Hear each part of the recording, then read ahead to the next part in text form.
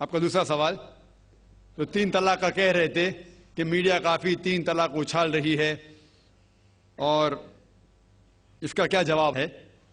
افسوس کی بات ہے کہ معاشرے میں، مسلمان کے معاشرے میں 3 قسم کی طلاق ہے۔ مسلمان کے معاشرے میں، سوسائٹی میں، ایک طلاق بدعت، طلاق طلاق طلاق ایک ساتھ میں ہو جاتی ہے۔ ایک طلاق حسن، جو طلاق دو، 1 ماہ رکو حیض کے لیے، پھر طلاق دو، پھر رکو، پھر تیسرا طلاق دو۔ اور تیسرا طلاق کے حسن، جو بالکل صحیح طریقہ ہے، جو قرآن شریف کے ہے، طلاق دو اور 3 ماہ رکو۔ قرآن کی آیت ہے سورہ بقرہ میں، سورہ نمبر 2 آیت نمبر 228 میں لکھا ہوا ہے کہ جب بھی آپ طلاق دیں گے تو 3 ماہ یا 3 حیض کی عدت ہے، تو طلاق پورے مکمل ہونے کے لیے 3 حیض یا 3 ماہ، 3 menstrual سائیکل اور 3 monthly courses مسٹ ہے، کمپلسری ہے۔ افسوس کی بات ہے کہ یہ جو اختلاف امت میں ہے اس کی ایک وجہ ہے۔ ایک صحیح حدیث ہے، ابن عباس رضی اللہ عنہ وہ فرماتے ہیں کہ محمد صلی اللہ علیہ وسلم کے دور میں 3 طلاق ایک ہی مانی جاتی تھی۔ حضرت ابو بکر کے دور میں 3 طلاق ایک ہی مانی جاتی تھی۔ حضرت عمر کے پہلے 2 سال کے دور میں 3 طلاق ایک ہی مانی جاتی تھی، لیکن اس کے بعد حضرت عمر رضی اللہ عنہ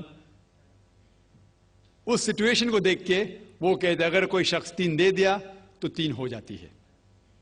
اس حدیث کی وجہ سے جو اختلاف امت میں ہے، اور کئی علماء میں اختلاف ہے، لیکن علماء میں اختلاف ہے، رہیں گا ایک منچ پہ آئیں گے کہ اللہ عالم، لیکن اگر آپ قرآن کی روشنی میں پڑھتے ہیں، قرآن میں طلاق کا ذکر کیا گیا ہے سورہ بقرہ میں، سورہ نمبر 2 آیت نمبر 228 سے لے کے 240 تک، اور سورہ طلاق میں سورہ نمبر 65 آیت نمبر 1 سے 7۔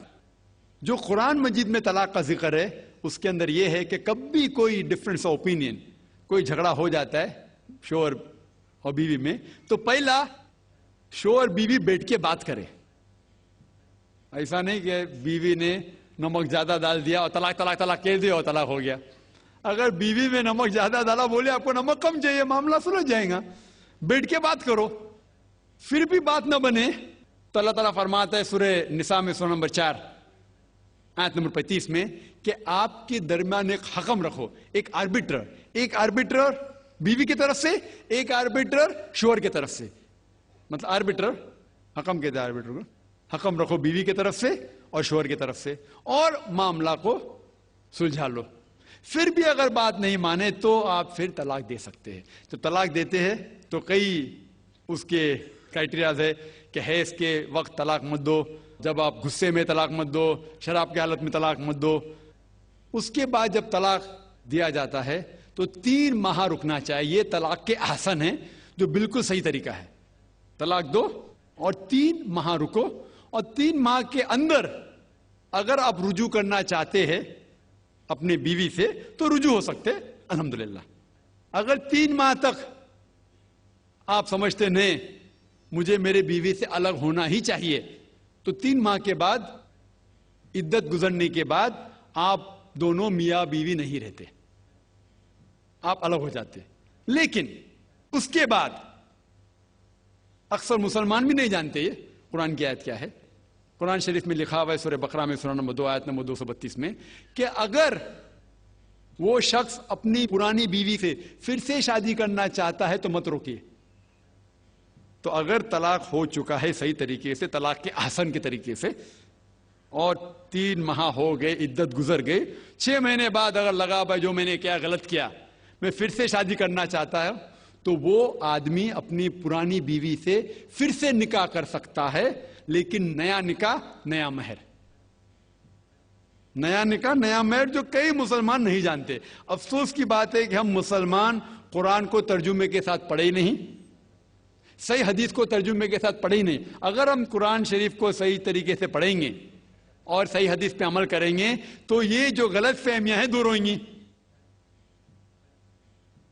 اور پھر سے اگر شادی ہوئی، پھر سے آپ ساتھ میں رہ سکتے، پھر سے پرابلم ہوا تو پھر طلاق دو، پھر 3 ماہ رکو، پھر سے الگ ہو جاؤ، پھر سے آپ چاہتے پھر سے شادی کر سکتے۔ 3 बार जायज है, तीसरे बार आखिरी बार है, उसके बाद आप फिर से शादी नहीं कर सकते जब तक वो दूसरी किसी से शादी नहीं करे।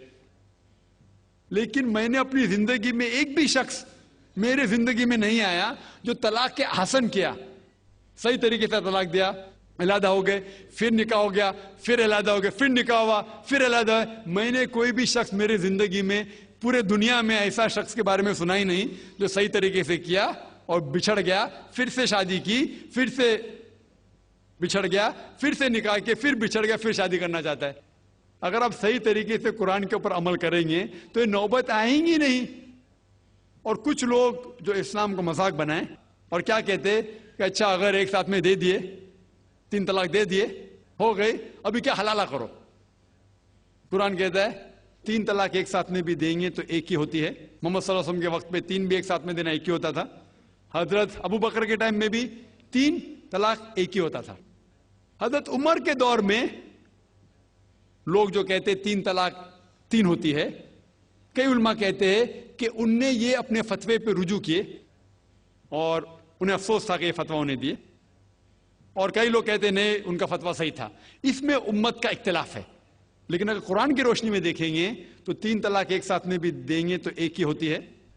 हजरत उमर के दौर में रज़ियल्लाहु अन्हु उन्होंने कहा था कि हम उसे कह नहीं सकते, क्या वो गलत है। लेकिन उलमा ये कहते हैं, मिसाल तो इब्न तैमिया, शेख इब्न तैमिया, वो कहते हैं कि ये हजरत उमर में अल्लाह भी प्लीज रज़ियल्लाहु अन्हु, वो मोहम्मद सल्लल्लाहु अलैहि वसल्लम ने जो कहा उसके ऊपर नहीं है, इसीलिए हमें बात मानना चाहिए कुरान और अल्लाह के रसूल की। इसके अंदर हजरत उमर में अल्लाह भी प्लीज थे रज़ियल्लाहु अन्हु, उन्हें रुजू किया, इसीलिए वो कहते कि 3 तलाक भी होंगी तो एक ही होती है, 3 नहीं होती। इसमें उम्मत का इख्तिलाफ इसलिए है कि हमने कुरान पढ़े ही नहीं। हम अगर कुरान पढ़ेंगे सही तरीके से और जाने, कई लोग ये समझते हैं कि तलाक के लिए 3 बार बोलना जरूरी है, अगर 3 बार नहीं कहेंगे तलाक होती ही नहीं। वो उनकी नादानी है, वो उनकी जहालत है। तो हमें क्या करना चाहिए, ये मीडिया उछाल रही है, हम मुसलमानों को ये तलाक का तरीका जो सही तरीका है तलाक के हसन, उसको आम करना चाहिए और ये कहना चाहिए किस बुनियाद पे तलाक दी जा सकती है, कब दी जा सकती है, कैसे मौके पे दी जा सकती है, देना चाहिए कि नहीं। तो ये सब अगर हम मुसलमान आम करेंगे तो इंशाअल्लाह ये इख्तिलाफ जो उम्मत में है वो नहीं रहेगा। और मीडिया उसे उछाल रही है।